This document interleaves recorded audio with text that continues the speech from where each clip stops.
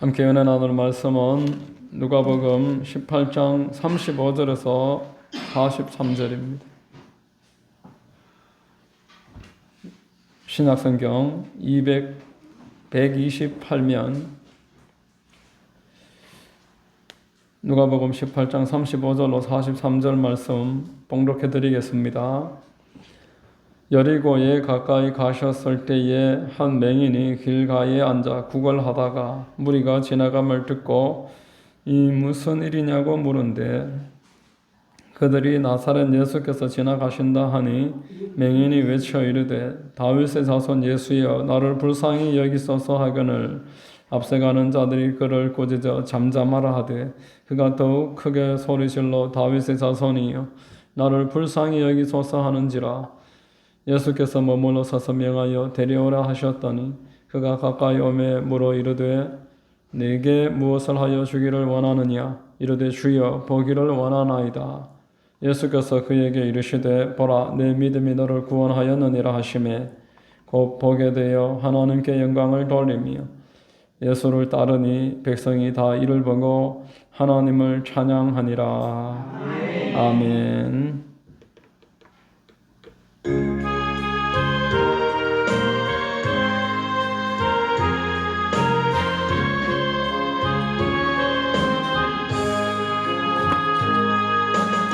예수 우리 왕이여 이곳에 오셔서 우리가 왕께 드리니 영광을 받아 주소서. 우리는 주님의 백성 주님은 우리 왕이라. 왕이신 예수님 오셔서 다정하사 다스리소서. 예수 우리 주시여 이곳에 오셔서 우리가 주께 드리는 찬양을 받아주소서. 우리는 주님의 종들 주님은 우리 주시라. 주이신 예수님 오셔서 이 찬양을 받아주소서. 아멘. 할렐루야. 소요에 나오신 여러분들을 주님 이름으로 환영하고 축복합니다. 저는 봉독해드린 말씀을 통해 나를 불쌍히 여기소서 이와 같은 제목으로 말씀을 전하겠습니다.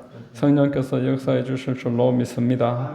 자, 여러분, 예수님이 예루살렘으로 이제 십자가 지시러 올라가시는 길에 여리고성을 지나게 되었습니다. 여리고성에서 맹인이 눈을 뜨게 되는 놀라운 기적이 일어나게 됩니다. 자, 그러나 우리가 여리고성의 기적을 주목하기 전에 먼저 생각해야 될 것은 지금 이 여리고 지나가고 계시는 예수님의 그 마음입니다. 우리가 예수님의 그 기적만을 주목하면은 절반만 보는 것입니다. 예수님이 지금 이 본문에서 어떤 마음을 가지고 계셨는가 우리가 지난주에 살펴봤습니다. 그 내용과 오늘의 본문은 나눌 수가 없는 것입니다. 우리의 지금 마음과 나의 환경이 연관이 되어서 똑같은 환경에서도 마음이 다르면은 다른 해석이 가능한 것처럼 이 마음이 다르면은 결과는 달라질 수밖에 없습니다. 지난 31절에서 34절 말씀은 예수님이 고난과 십자가와 영광, 내가 가는 길은 고난의 길이며 십자가이지만 그 이후에는 나는 영광을 받을 것이다. 이게 하나님이 일하시는 방식이다. 이렇게 알려주셨습니다. 자, 여러분, 고난의 십자가를 바라보고 가고 계시는 예수님을 주목하시기를 바랍니다. 예루살렘에 올라가면 인자를 위해서 기록된 모든 말씀이 응하리라 다 알면서 지금 올라가고 계십니다. 그런데 올라가는 길에서 놀라운 기적이 일어나게 되었습니다. 예수님이 우리를 위해서 이 땅에 오셨고, 그래서 고난당하시고 십자가에서 죽으시고 부활하셨고, 이러한 메시지가 강조되면서 성도들에게 헌신과 또한 모든 상황에 대한 감내와 성숙만을 계속 반복하고 강조하는 이러한 이제 메시지의 그 유형이 있다고 할 수 있습니다. 또 반대로 그와는 좀 많이 동떨어져서 예수님이 가시는 곳에는 축복이 있고 예수님께 기도하면은 응답해 주시고 놀라운 기적과 축복만 따라다닌다. 열심히 기도하고 열심히 우리 신앙생활 하자. 이러한 이제 이야기들을 많이 하는 유형이 있다고 할 수 있습니다.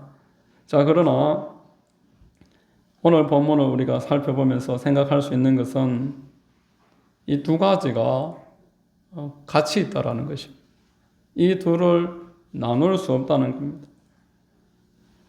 고난을 강조해서 성숙으로 나아갈 때에 하나님께서 그 사람이 계속 고난만 받도록 내버려 놓으시느냐?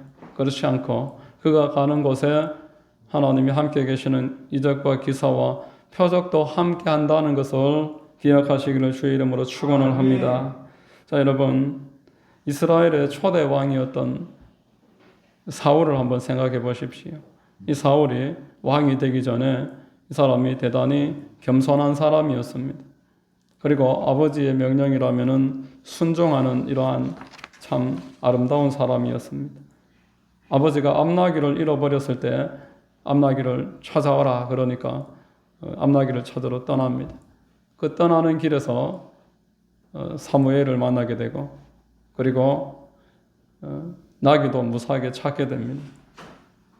그리고 집으로 귀가하는 길에 성령 충만 받아서 예언을 하게 되고 하나님의 사역자로 하나님이 주시는 기름 부음이 넘쳐나는 모습을 보게 되고 이후에 이 사무엘은 하나님 앞에 초대 임금으로 축복을 받게 되는 것입니다. 그런데 이 사무엘이 임금이 되고 한 2년 정도가 지나고 나니까 그 마음이 달라져.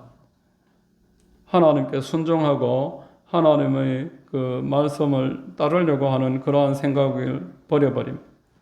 오히려 인기를 얻으려고 하고 사람들에게 존경을 받으려고 하고 그리고 나의 이 왕권을 강화시키는 데 목적이 생겨서 마땅히 블레셋이 이를 쳐들어왔을 때 하나님 앞에 제사 드리고 선지자가 왔을 때 축복기도 받고 나가야 되는데 그 과정을 생략하고 본인이 제사를 지내버리고 이러한 일이 하나님 보시기에 참 망령되게 보였습니다.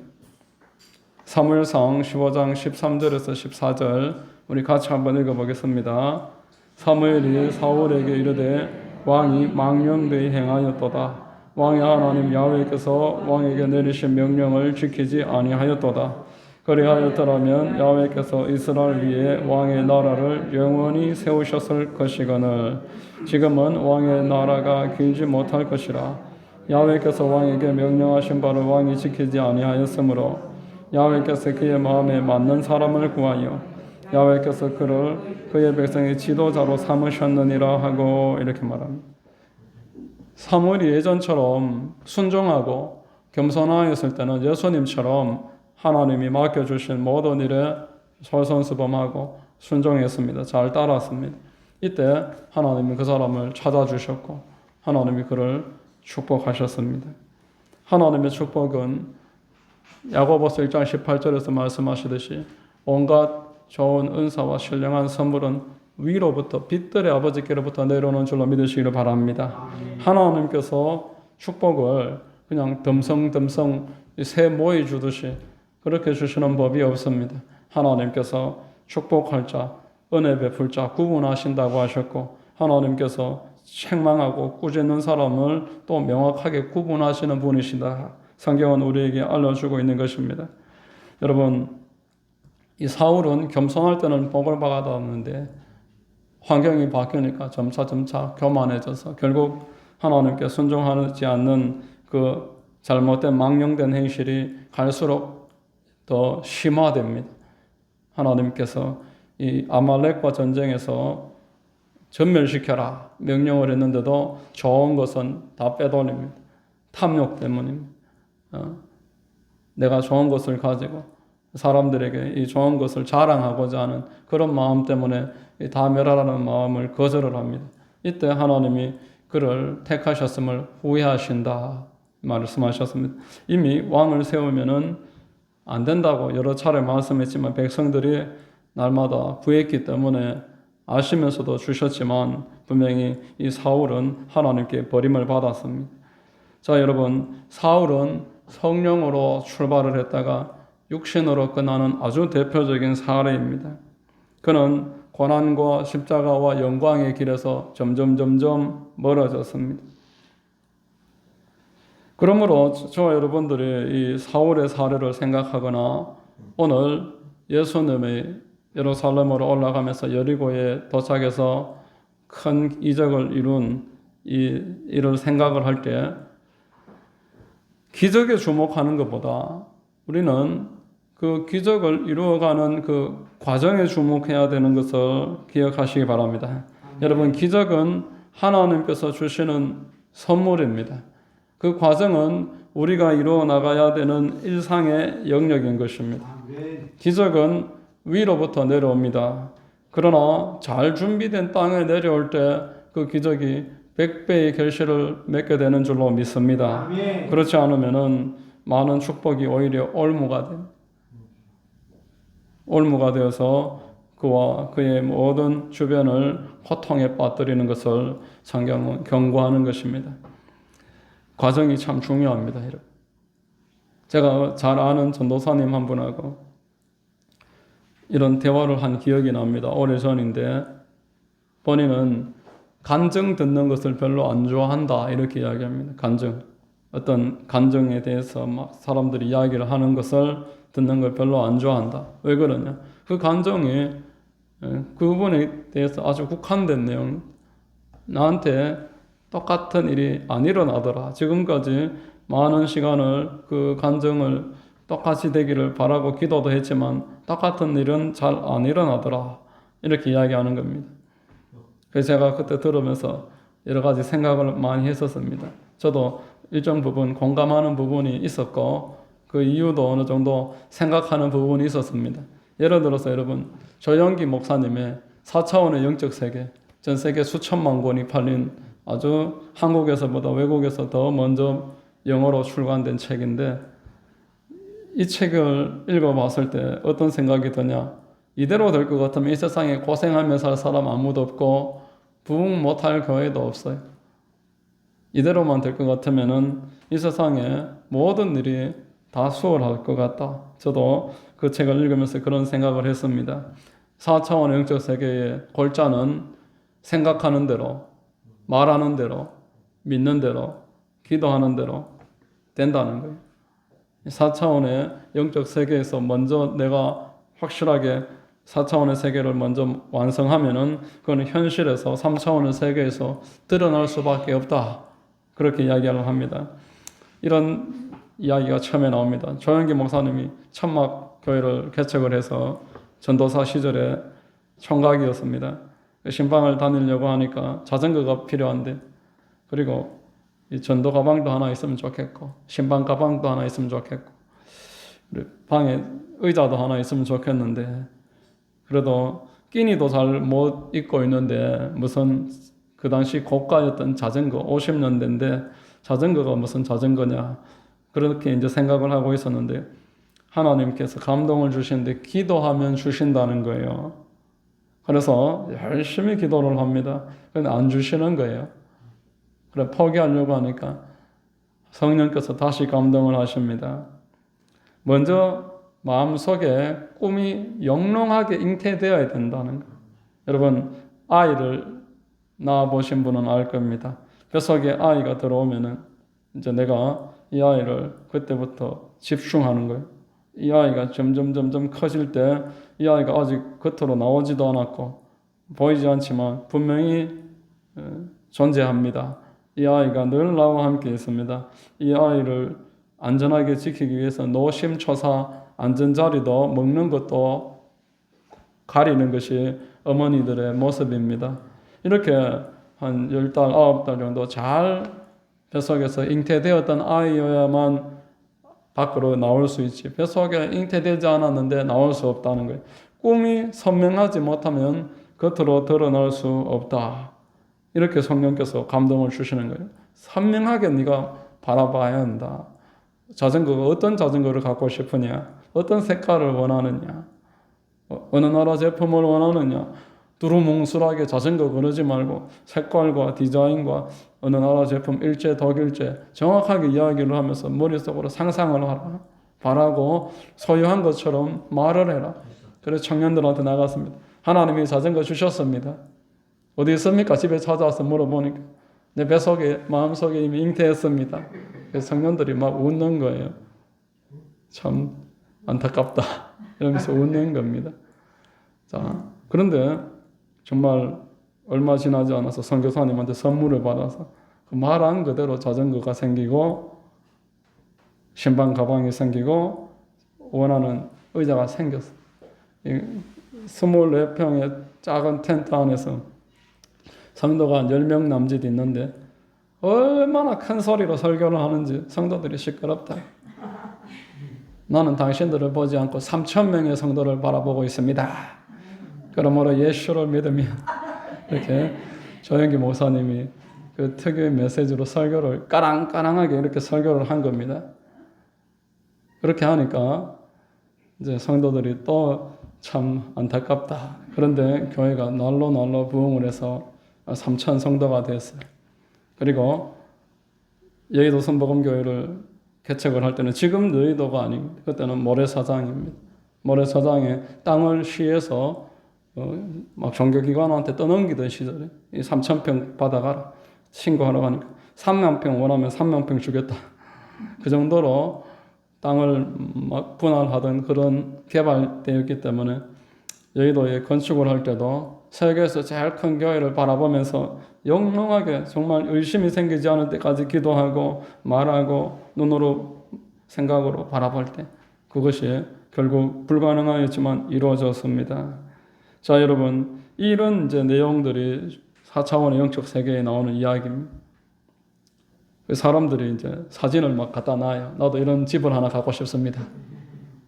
그리고 받았다고 말을 해요. 그리고 기도도 곧잘 합니다. 그런데 뭐 한 6개월 해보고 나는 안 된다. 조영기 목사님은 되지만 나는 안 된다. 이래 딱 포기를 해버리는 거예요. 우리 교회가 2020년도에 어떤 코로나가 시작되는 그 해에 40대 후반에 새가족 한 분이 이제 교회에 등록을 하셨습니다. 이분들은 그 여자 집사님이 여의도 선복음교회에 아주 아기 때부터 다니셨다고 하더라고요. 그러면서 여의도 선복음교회에 다녔던 아기 시절에 엄마 손잡고 버스 타고 걸어서 금요 철학하는데 2시간 걸린다. 그러면은 제일 앞자리 가려고 얼마나 서두르는지 막. 그래도 중간에 딱 들어가게 되면은 양옆으로 장의자가 막 20명씩 앉고 막 그러니까 10명씩 앉고 그러니까 중간에 끼우면은 화장실에도 못 가요. 새벽 4시까지 딱 앉아서 밤에 9시부터 새벽 4시까지 꼼짝도 못 합니다.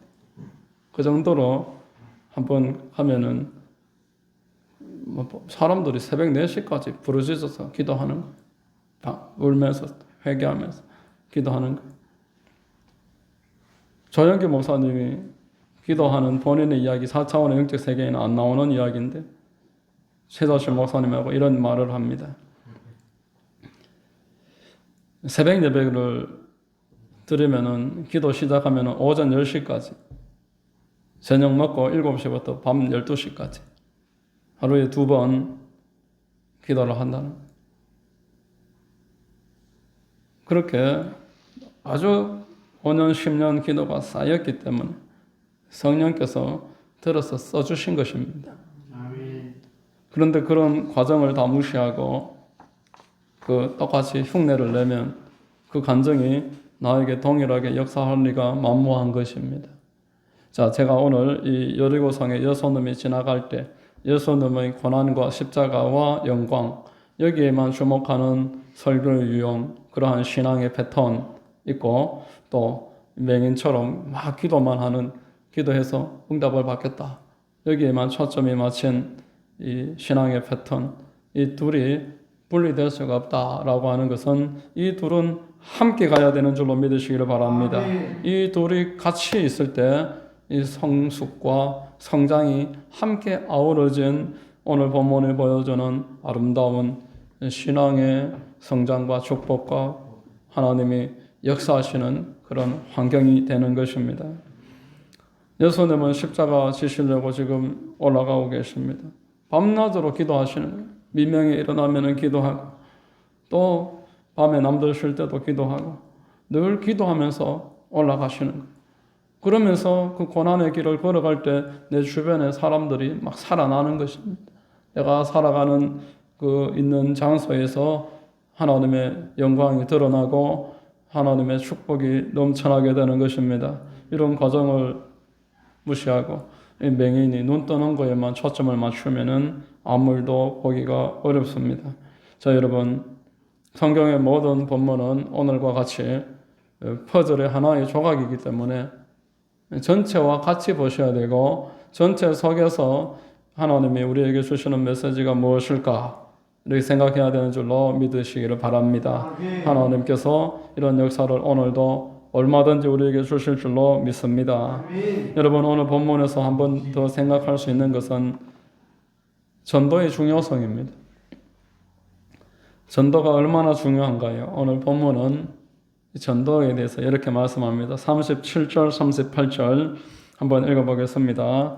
그들이 나사렛 예수께서 지나가신다 하니 맹인이 외쳐 이르되 다윗의 자손 예수여 나를 불쌍히 여기소서 하거늘 이렇게 말합니다. 이 본문을 읽어보면은 맹인에게 아무도 전도하지 않았습니다. 예수님이 누구라고 설명한 사람이 한 사람도 없습니다. 그런데 맹인은 이미 다 알고 있었습니다. 그는 마음에 소망을 가지고 있었습니다. 야, 나도 나사렛 예수 만나면 참 좋겠다. 그 사람 지나갈 때 내가 옷깃이라도 만진다든지 그분이 나에게 안수라도 해주면 참 좋겠다. 그러면 나도 이 지긋지긋한 이 구걸하는 신세 거지의 몰골에서 벗어날 것인데 눈만 뜬다면 이런 소망을 가지고 있었습니다. 왜 이런 소망을 가졌을까요? 이런 소망은 전도에서 비롯되는 줄로 믿습니다. 전도가 아니고서는 이러한 소망이 생겨날 수가 없는 것입니다. 그가 아무 소망이 없었다면 예수님이 지나가셨을 때에 이런 기도도 할 리가 없습니다. 여러분, 로마서 10장 13절로 15절 한번 읽어보겠습니다. 누구든지 주의 이름을 부르는 자는 구원을 받으리라. 그런즉 그들이 믿지 아니하는 이를 어찌 부르리요? 듣지도 못한 이를 어찌 믿으리요? 전파하는 자가 없이 어찌 들으리요?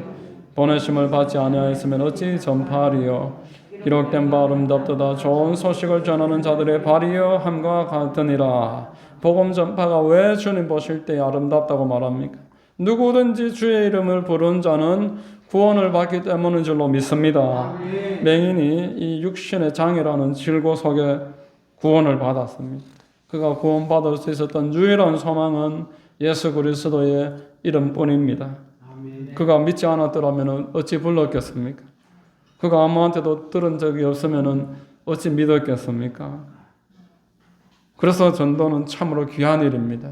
우리가 한 사람 한 사람을 복음을 듣는 자리로 데리고 나오고 예수 믿을 것을 강권하고 권면을 하는 일, 이 일은 하나님 보시기에 놀라운 아름다운 일이며 저와 여러분이 이 땅에 살아갈 때에 맹인이 눈을 뜨는 것과 같은 기적을 보게 된다면, 보기를 원하신다면 전도를 해야 되는 줄로 믿습니다.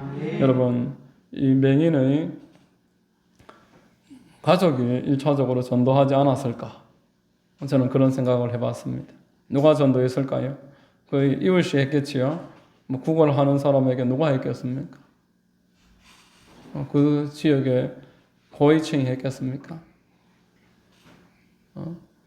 동전 던지는 사람이 전도했겠습니까? 그 가족이 복음을 듣고 또는 그 옆에 있는 이웃이 소문을 듣고 전해 주었을 것입니다. 전도는 여러분 어려운 일이 아닙니다. 예수님에 대한 소망을 주는 것입니다. 우리를 구원하시는 분이 예수님이시다. 아멘. 예수님이 십자가에서 하신 일은 나를 구원하시기 위함이다. 아멘. 예수님이 오늘 본문과 같은 맹인의 눈을 뜨게 하신 내용을 말해주는 것입니다. 그리고 내가 예수를 믿게 된 과정과 내가 예수님을 왜 믿는지를 설명을 해주는 것이 좋은 전도인 줄로 믿습니다. 아멘. 물에 빠진 사람이 튼튼한 동아줄, 썩은 동아줄 가리겠습니까? 들으면은 설마 그럴까 하는 마음으로 그 줄을 잡아보는 것이고, 어제나 오늘이나 영원토록 동일하신 주님은 그 영혼을 건지실 것입니다. 아멘. 예수님은 누구든지라고 말했습니다. 누구든지 구원받는다고 말했습니다. 그런데 문제는 전도자들이 사람을 가린다는 것. 전도자들이 사람을 구분합니다. 이 사람은 되겠다. 이놈은 안 된다. 얘는 될 것 같다. 이 사람은 안 될 것 같다. 제가 지금까지 될 것 같다 싶어서 된 적이 없어요.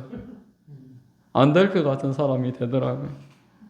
여러분, 사람을 구분하지 마시고 지금 절망과 고통 가운데 누가 예수가 필요한 사람인가? 누가 예수님이 필요한 사람인가? 살펴보고 그에게 전하시면은 우리 주님이 역사하시는 것입니다. 아멘. 마가복음 2장 17절 한번 읽겠습니다. 예수께서 들으시고 그들에게 이르시되 건강한 자에게는 의사가 쓸데없고 병든 자에게라야 쓸데있느니라. 나는 의인을 부르러 온 것이 아니요 죄인을 부르러 왔노라 하시니라. 여러분 주변에 죄인이 또는 병든 사람, 소망이 없는 사람, 참으로 절망 가운데 있는 사람, 이들에게 우선적으로 복음을 전하십시오. 예수님께 나아가면 길이 열리고 구원이 있다라고 말해 주시기를 바랍니다. 하나님께서는 그를 통해서 역사를 해주시고 우리의 삶에 우리의 믿음을 더 선명케 해주실 것입니다. 내가 전도한 한 사람이 구원받는 것을 바라보는 것 얼마나 놀라운 일입니까? 내 가족이 눈을 뜨게 됐어. 그래갖고 그가 맹인으로 있다가 주를 따르게 됐다라고 말하고 있습니다. 43절 한번 읽어보겠습니다. 곧 보게 되어 하나님께 영광을 돌리며 예수를 따르니 백성이 다 이를 보고 하나님을 찬양하니라. 일생을 맹인으로 이렇게 살아가는 내 주변에 내가 전도했는 그 사람이 눈을 떴어요. 그래서 어떤 사람들은 따르려고 해도 따라오지 말고 가족에게 가라 이러는데 예수님이 그를 데리고 가심 얼마나 놀라운 축복입니까? 우리가 이런 하나님께 영광을 돌리고 하나님을 높이고 사람들이 하나님을 찬송하는 것을 보기를 원한다면은 내 주변에 있는 절망적인 형편에 있는 사람들에게 때를 얻든지 못 얻든지 전해야 됩니다. 전해야지만 하나님의 성령이 나에게 충만하게 임하시고 하나님이 그 일을 하는데 도움을 더해 주시고 또 그 결과를 보게 되는 것입니다. 전도를 계속하도록 결과를 보게 하실 줄 믿습니다. 여러분 가족과 여러분 주변에 어렵고 힘든 분들에게 복음 전하시기를 주의 이름으로 축원합니다. 세 번째로 맹인의 기도입니다. 맹인이 가지고 있었던 이 믿음이 기도를 통해 드러납니다. 우리 39절을 같이 한번 읽겠습니다. 앞서가는 자들이 그를 꾸짖어 잠잠하라 하되 그가 더 크게 소리질러 다윗의 자손이여 나를 불쌍히 여기소서 하는지라. 여러분 기도에는 여러 가지 방법이 있습니다. 묵상 기도도 기도이죠. 그리고 영어로 드리는 방언의 기도도 훌륭한 기도입니다. 그리고 내 마음을 찢으면서 애통해 하는 회개 기도는 참으로 귀합니다. 하나님 앞에 통곡하면서 소원을 아뢰을 수 있으면 그보다 더 좋은 게 어디에 있겠습니까? 여러분 이러한 모든 기도는 믿음의 결실인 것입니다. 따라서 저 여러분들은 어떤 기도 구분하지 말고 때를 얻든지 못 얻든지 기도에 힘쓰시기를 축복합니다. 아멘. 오늘 맹인에게서 발견되는 귀한 모습은 포기하지 않는 모습이에요. 맹인이 기도하면서 포기하지 않습니다. 예수님 앞에 부르짖는데 상상을 해보십시오. 맹인의 입장에서 안 보이는데 예수님이 지금 어디 있습니까? 앞에 있는지 모르니 고함 지를 수밖에 없는 거예요. 그렇게 고함 지르니까 사람들이 아침부터 재수없게 맹인이 왜 이러노 이러면서 막 꾸짖습니다. 잠잠하라. 이렇게 할 때 맹인은 더욱 크게 다윗의 자손이여 나를 불쌍히 나는 오늘이 일생일대의 마지막 기회다. 예수님 오늘 지나가시면은 나한테 언제 다시 오겠나? 나는 다시 한번 부르짖고 간구할 때 우리 하나님이 참으로 이 사람을 만나 주신 줄로 믿습니다. 여러분 포기하지 말고 기도해야 되고 또 하나 명확한 기도의 내용이 제목이 있어야 됩니다. 41절 42절 우리 같이 한번 읽어볼까요? 같이 읽습니다. 내게 무엇을 하여 주기를 원하느냐 이르되 주여 보기를 원하나이다. 예수께서 그에게 이르시되 보라 내 믿음이 너를 구원하였느니라 하시며 자 분명한 소원을 가진 그 사람의 이 기도를 예수님이 믿음이라는 거예요. 믿음이 있으니까 소원도 생기는 것이고 소원을 분명하게 말할 줄 아는 것 이것이 우리 주님 앞에 귀하다는 것입니다. 우리 하나님께서 저와 여러분들을 바라보고 계시고 여러분들의 그 포기하지 않는 태도 그리고 하나님 앞에 분명한 목표를 가지고 기도하는 그 결단 이것을 얼마나 귀하게 여기시는지 모릅니다. 그러므로 저와 여러분들은 이 소원을 다른 데 이야기하지 말고 사람을 의지하고 사람한테 말하고 어떤 요행을 바라지 말고 하나님 앞에 기도하기를 힘써야 할 것입니다. 필리핀을 중심으로 영국과 미국과 필리핀에 큰 센터를 만들어서 필리핀 원주민들만 1,000명 이상을 전도한 그 김종필 선교사와 김은주 선교사라는 분이 있습니다. 이분들은 우리 기독교 대한 하나님의 성에 소속 원래 대학원을 졸업을 하고 한국에서 순복음교회를 개척을 했던 분들입니다. 그런데 5년 만에 교회를 내려놓고 선교사로 나가서 이분들이 5년 동안 한국에 있을 때의 스토리를 보니까 참 그 김종필 목사님의 아버지가 지독한 알코올 중독자였습니다. 술을 막 얼마나 먹는지 잠언에 보니까 술은 뱀과 같다. 술이 개처럼 막 이렇게 짖고 막 쫓아오는 게 아니고 뱀처럼 이렇게 샤샤샤 이렇게 막 다니는 가만히 이렇게 와서 바로 옆에 막 꽉 물어버림. 그렇게 완전히 중독자가 돼서 이 뇌가 이제 망가지니까 참 온갖 행동을 다 하는 거예요. 개척을 해서 목회를 어렵게 하고 있는 그 아들과 그 며느리 주일날 예배만 드리면 막 술을 잔뜩 먹고 예배장에 들어와갖고 막 소리를 칩니다. 여러분, 저놈이 내 아들입니다. 막 이러면서. 막 이런 식으로 하니까 교회가 어찌 되겠어요? 사람들이 너그 부모나 잘 챙겨라. 너그 부모나 잘 챙겨라. 이러면서 그냥 떠나는 거예요. 그 교회에 덕이 안 되는 거예요. 그래서 이제 김종필 선교사님이 하도 울기도 하고 사정도 해보고 뭐 안 돼서 이제 한 3주 정도 작정을 하고 금식기도 하려고 기도원에 올라갑니다. 올라갔는데 그 3주 동안에도 그만큼 술을 먹고 난동을 부리고 동네에 막 길바닥에 누워 자는데 성도들이 불러서 가보면은 시아버지 막 집인 줄 알고 옷 벗고 자고 데리고 가라 그러고 엉망입니다. 그래가지고 하도 안 되겠다 싶어서 차를 대절을 해서 기도원에 데리고 갔어. 아들이 지금 어떻게 하고 뭐 때문에 이러고 있는지 한번 보시라. 지금 이 술 드시고 이래서 되겠냐? 그 자리에 데리고 갔는데 거기서 이제 정신을 차렸어. 그때부터 술을 끊고 이후로는 하나님 앞에 변화가 됩니다. 일생토록 기도하는 기도의 동력자로 쓰임받게 된 줄로 믿으시기를 바랍니다. 아멘. 기도의 후원자가 돼. 이분들이 이제 필리핀으로 가게 됐습니다. 이제 한국에서 경험한 바가 있으니까 사람을 변화시키는 방법은 금식기도다. 그래서 알코올 중독자들, 창녀들, 본드 마시고 약물 중독되어 막 인생이 무너진 사람들, 이 사람들을 놓고 3일씩, 일주일씩, 길게는 20일씩, 심지어는 40일 이상 몇 번이나 금식을 하면서 그게 그 교회가 일어선 동기가 됐다는 거예요. 그 교회가 크게 축복을, 이분들은 무슨 일만 있으면 3일 금식, 뭐 좀 중요한 일만 하면 일주일 금식입니다. 큰 문제가 생기면 21일 금식. 교회가 우리 특별 새벽 기도회 하듯이 금식을 그렇게 막 하더라. 그렇게 하면서 20년이 지난 지금은 필리핀 사람들이 1000명 넘게 출석하는 교회가 세워지고 영국과 미국에 많은 사역을 뻗어나가는 교회가 되었습니다.